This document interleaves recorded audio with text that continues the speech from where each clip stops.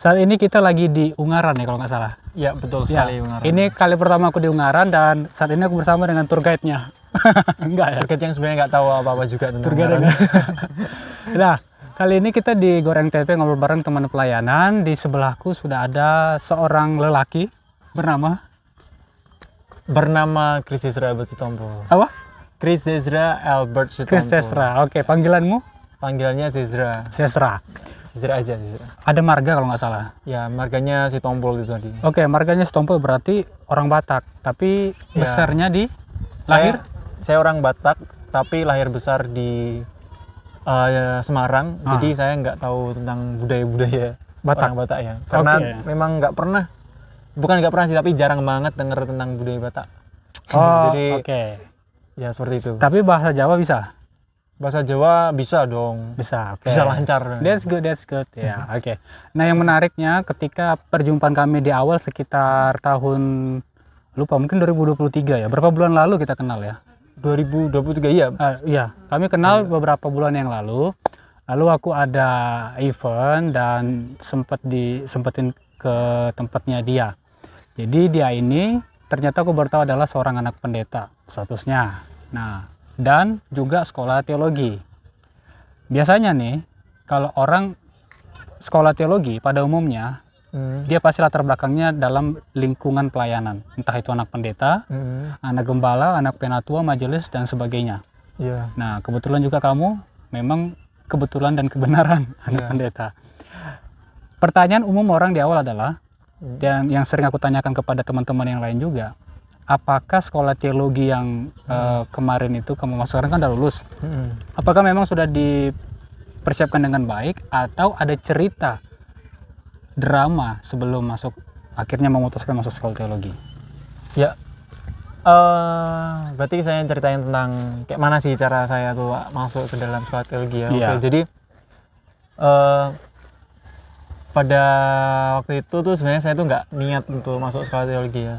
Oke. Nggak berniat sekali, karena saya tuh mikir saya tuh nggak the best di sekolah teologi. Apalagi waktu sebelum saya sekolah teologi itu saya tuh nggak suka sekali dengan yang namanya hal-hal tentang Alkitab.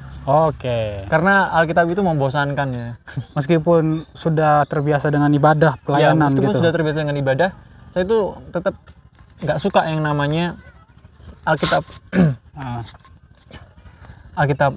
Bahkan dulu waktu kecil pun, waktu SD, ya saya sering kali nakal ya untuk tidak ikut sekolah minggu. Ya, Oke. setiap kali sekolah minggu saya pergi ke rental PS, main PS. Karena hal itu yang menyenangkan ya daripada beribadah ya. Ya, jadi karena saya menganggap ibadah itu suatu hal yang membosankan dan juga suatu hal yang ya formalitas doang. Jadi ya buat apalah ibadah lah ya. Jadi seperti itu background saya dulu. Makanya itu saya nggak mau ikut sekolah teologi, dan juga saya mikir ke depannya saya itu juga nggak mau jadi pendeta, karena ya saya melihat papa saya itu ya kasihan juga papa saya gitu loh ya. Dan saya lihat papa saya itu juga ngelihat kayak dia tuh ya saya nggak tahu sih isi hati papa saya, tapi saya sebagai keluarga pun saya kayak lihat berat nih, kenapa sih papaku itu pendeta kayak gitu. Gitu aja sih, kayak nggak suka aja sih. Jadi itu background saya waktu itu. Setelah itu saya masuk ke Setia ya. Dengan Sebelum masuk ke Setia itu awalnya nggak mau kan? Iya. Ya, awalnya nggak mau. Terus ketika sebentar guys, ada ibu-ibu guys. Oke, kita lanjut. Biasa di sini kan tempat wisata, jadi ada yang nawarin gitu ya. Ya. Waktu masuk Setia itu kan awalnya nolak. Nah, gimana bisa? Apa karena setelah memang orang tua doa puasa gitu, sehingga atau mungkin Nggak, kamu ada tanda? Karena dipaksa sih, memang karena Oke. didorong masuk sekolah teologi. Ya, Oke, awalnya didorong gitu, tanda kutip didorong lah ya. Ya. Mungkin tujuannya baik supaya kamu bisa lebih kenal pelayanan atau mungkin bisa lebih mandiri. Karena kan kamu di sekolah di mana? Setia. Ya. Yang ada di Surabaya ya. Oke. Itu kamu 4 tahun di situ asrama. Ya. Oke, asrama. Ya. Oke, berarti perjalanan dari mana ya? Kamu dari Semarang ke Surabaya ya Hmm. paling 4 jam ya kalau naik kereta Ya, ya. 4 jam. 4 jaman lah kurang 4 jam lebih. setengah. Nah, baru pertama kali masuk Disti ya di asramanya itu gimana? Soalnya kalau di asrama itu pada umumnya ya pengalaman orang itu agak sulit adaptasi karena kenalan dengan orang-orang dari berbagai daerah dengan berbagai karakter, kadang juga nggak tahan sometimes kayak gitu. Apakah kamu adalah orang yang sudah terbiasa dengan orang banyak, kumpul dengan watak yang berbeda, cara bicara yang berbeda? Kamu orang Jawa nanti ketemu dari yang Papua, dari Nias, dari mana-mana gitu, Ya. gimana? Ya kebetulan saya itu orangnya ekstrovert ya. Oh, Jadi saya itu kalau misalnya ke asrama pada waktu itu saya ya biasa aja kayak kenalan-kenalan gitu. Sok-sok akrab. SKSD. Ya SKSD, sok kenal, So deket. sok deket. Ya kayak gitu. Jadi ya kayak ngerasa seneng juga sih karena tiap hari lingkungannya sama teman-teman sih sebenarnya. Senengnya di situ ya, senengnya di situ. Ya seneng sih kalau di asrama itu memang nggak terlalu kaget sih. Oke, nggak terlalu kaget. Nah, ketika kamu kan belajar tuh mungkin semester pertama atau semester kedua kan ada kelas homiletik, hermeneutik. Terus kita praktek khotbah. Ketika praktek khotbah, apakah kamu sebelumnya sudah terbiasa dengan khotbah ringan dalam artian tuh di dalam kelas yang kecil gitu ya? Atau itu baru first time? Kalau first time enggak sih, karena pada waktu kebetulan saya itu sekolah swasta dan sekolah swastanya itu Kristen dari SD. Jadi kami kalau ada praktek khotbah itu kami juga berkhotbah di situ. Jadi kan nggak first time kan kalau di sekolah teologi. Kayak gitu. Jadi untuk homiletika juga nggak terlalu kaget juga sih kalau di kampus. Cuma yang kaget itu kayak semacam strukturnya lebih beda daripada yang saya buat waktu SD, SMP, SMA kan beda kan ya. Karena kalau udah di teologi itu pasti udah lebih terstruktur dan lebih rapi juga. Jadi ketika belajar itu ada jenis-jenis khotbah, kamu tuh suka, kan kita tuh kadang punya feel, aku ke topikal, ke ekspositori, ke biografi atau apa seperti itu. Aku lebih suka ke kontekstual sih, mungkin lebih ke kontekstual. Jadi mendalami ayat tersebut ya sedalam-dalamnya. Suka ini nggak, suka mengeksegesa nggak? Mungkin pada waktu sekolah ya, kadang-kadang semangat tuh kan membara ketika kita baru temu, wah ini kayaknya mata kuliahnya aku banget nih. Kalau eksegesa itu suka nggak suka sih, biasa aja sih, maksudnya biasa aja sih. Tengah-tengah aja. Sama khotbah sekarang tuh saya jarang pakai eksegesa, soalnya bagi saya kalau kita udah benar-benar tahu konteksnya, kita nggak bakal salah tentang apa yang telah LAI berikan di teks tersebut. Ya karena saya percaya, yakin dan percaya juga LAI juga dipenuhi Roh Kudus untuk menentukan kata-kata yang tepat sih. Gitu. Karena untuk menerjemahkan ke bahasa Indonesia itu butuh waktu yang lama mereka loh. Betul bisa sekali. 10, 20, 30 tahun hanya beberapa kata. Sekarang kan udah ada PB2 yang mungkin tahun lalu atau tahun ini mereka baru publish. Aku udah dapat beli sih bukunya, cetaknya gitu. Nah gitu. Jadi khotbah mungkin udah pernah, mungkin karena kan dapat dapat ruang itu karena memang sering dalam ruang lingkup pelayanan seperti itu ya, Bapak juga pendeta. Tapi yang menarik juga kan ketika kita di asrama itu mungkin ada pergumulan kita sendiri. Nah pergumulan itu kan bisa mungkin menghadapi UTS atau UAS atau mungkin gejolak-gejolak yang lain.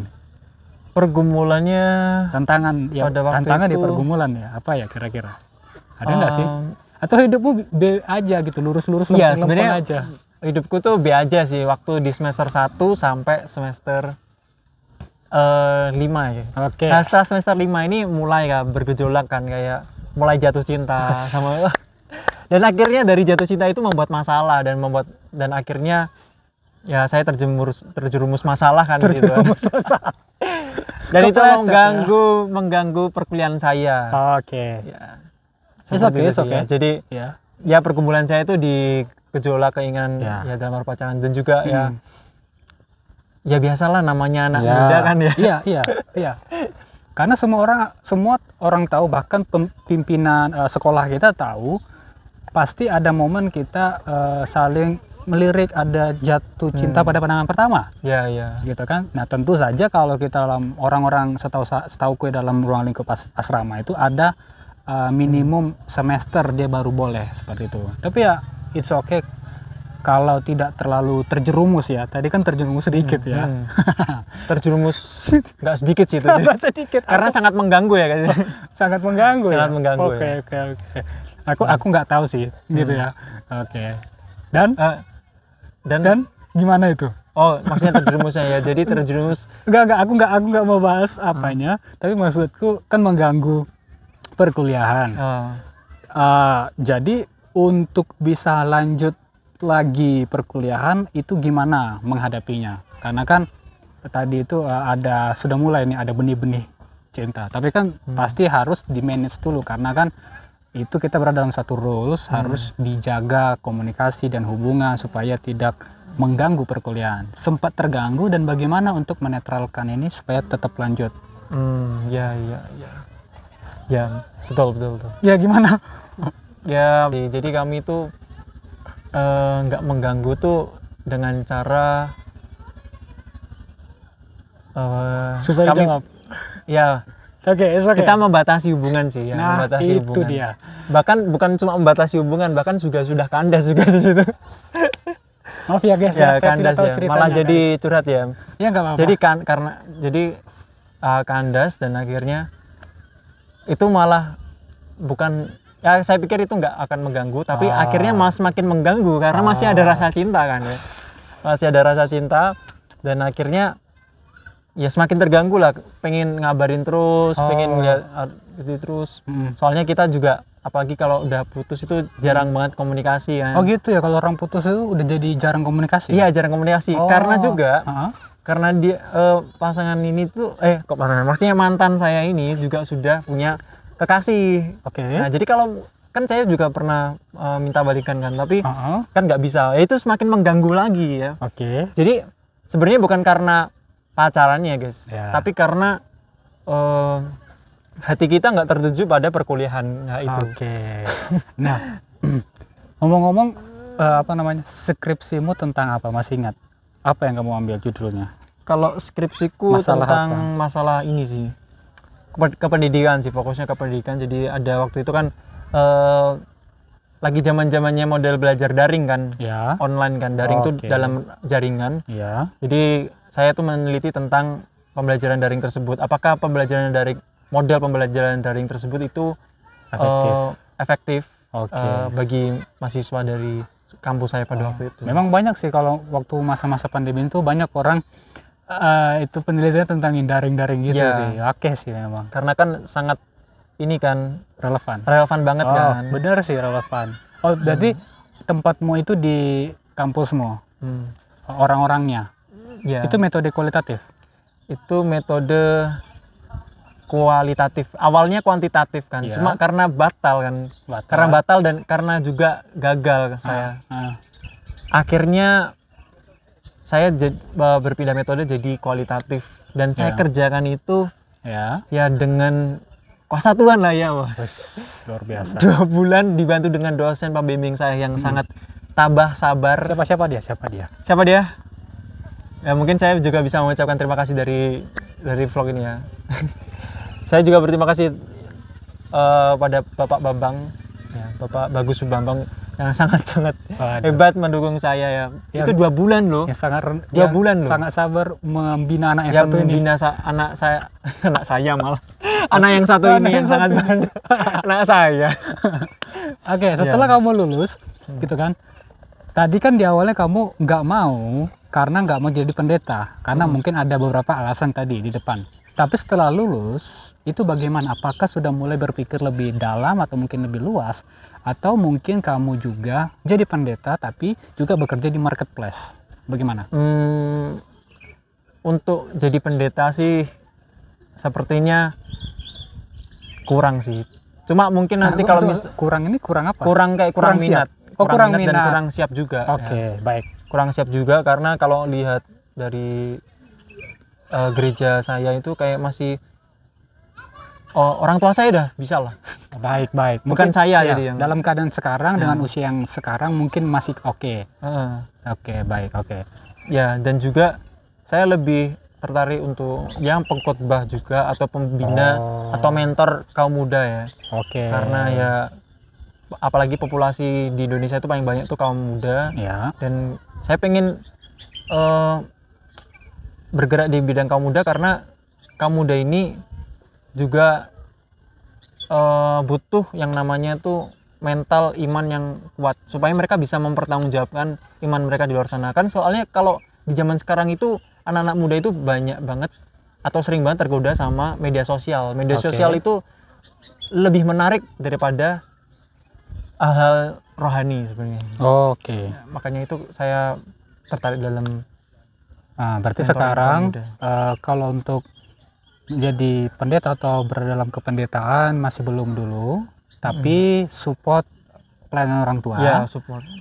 di bidang pelayanan anak muda, remaja, sekolah minggu. That's good, karena memang beban atau perjalanan orang beda-beda. Setidaknya diriku, setidaknya kita itu tetap aktif dalam pelayanan, gitu kan. Dan tidak lari atau tidak melenceng imannya seperti itu. Semua orang punya perjalanan masing-masing emang, ya kan. Dan sekarang udah kerja, ya kan. Dan dimanapun kita bekerja kan, kita melayani seperti untuk Tuhan dimanapun berada. Begitu bukan? Ya. Bukan. Ya, oke. Jadi kami ini lagi jalan-jalan tadi ya, di sekitaran ini. Apa nama tempatnya ini ya? Ini Gedong Songo. Gedung Songo, Gedung 9. Is it right? Ya, Gedong 9. Gedung 9, dan kita baru berada di candi pertama tadi. Baru di Candi Foto pakai apa sih namanya, bro? pertama. Sarung. Pakai sarung, dan teman-teman yang lain sedang kami pisah sih, mereka mungkin naik kemana gitu, tapi nggak sampai ke surga sih naiknya. Itu lain. Iya, iya. Thank you buat sharingmu gitu dengan apa namanya, perjalanan yang ada, dinamika yang ada gitu. Dan tapi aku rasa sih mungkin nanti berapa tahun ke depan kok akan jadi pendeta sih. Siap. Sekarang kan belum siap, Ya. karena ada ya, tapi nanti soon, nggak jauh dari situ. Ya. Ya, agak berat Semoga. dia menjawabnya, saudara. Semoga jawabannya, saudara. Ya, nggak Ya. apa-apa. Tapi bisa. Puji Tuhan lah ya. Ya, Ya. Tuhan tolong. Tuhan tolong. Oke, dari sini terima kasih semuanya. Dan di belakang ada kuda. Mungkin lagi sedang mereka juga lagi ngobrol-ngobrol tuh, Ngobrol-ngobrol ya. antara perkudaan. Dan aku sangat senang akhirnya, karena Semarang, di kota Semarang panas banget. Betul. Dan akhirnya kami main ke puncak. Ya, main ini ke Gedong Songo ini udah lebih tinggi ya daratannya daripada Semarang. Iya, Jadi sini suhunya lebih sejuk. iya, enak sih. Dan kau kedinginan nggak? Enggak sih, Kalau enggak enggak, kedinginan. masih Karena sebenarnya ini udah enggak dingin lagi nggak nih terlalu Gedong dingin. Songo ini. Oh iya, tapi at least kan tidak sepanas yang di kota. Ya, enggak ya. sepanas yang di kota. Gitu. Dan ada embun, dan ada awan, ada embun, ada awan. Ya, ada sih. Ya, ada asap juga. Ada asap. Dan ada mbak-mbak tadi yang nawarin Warna jagung. jagung. Nawarin jagung. Kami lagi ngobrol gitu dia. It's okay. Thank you semuanya udah nonton. God bless. God bless.